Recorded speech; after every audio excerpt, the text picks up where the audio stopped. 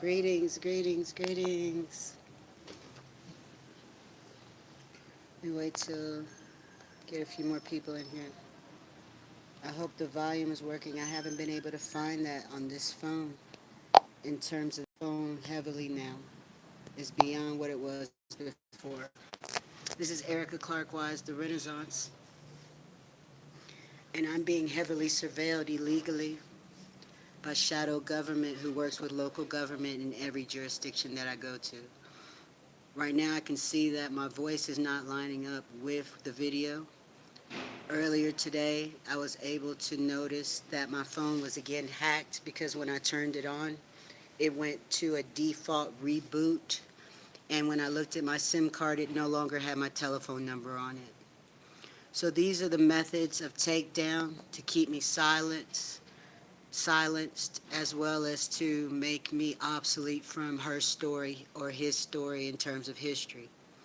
So I must report and continue to report. Let me give you a few more minutes to come in.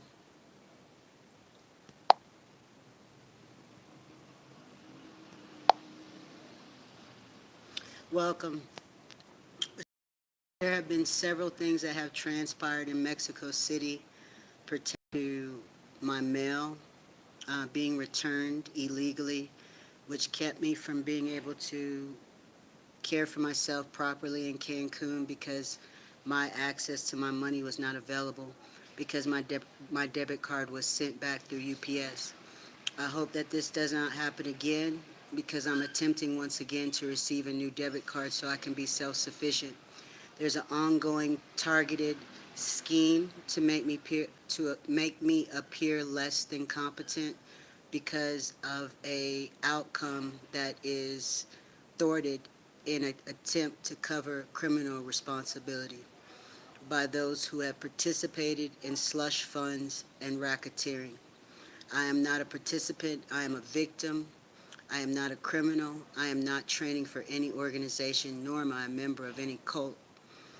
Today, I just wanted to come forth because, again, my phone was hacked just a few minutes ago, and oftentimes they use my likeness and my image, my brain, or my voice, one or the other, maybe another image of someone else, to portray different rhetoric that I don't agree with at the time of 333.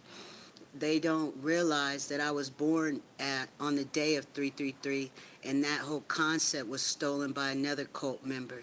So a lot of the things that these men are permeating on the web have originated in my mind, and a lot of things that are not of me have been placed in my mind in order to brainwash me. And none of these things work because I have a keen understanding of who I am. And so now here we are sitting here in Mexico City, 3:43 p.m. on October the 16th, and I'm still attempting to contact the embassy to get an extension on my passport. I have no idea why it wasn't granted initially. There was no reason why I shouldn't have the absolute extension like everyone else who is a citizen on tour from America. So these are the things I see.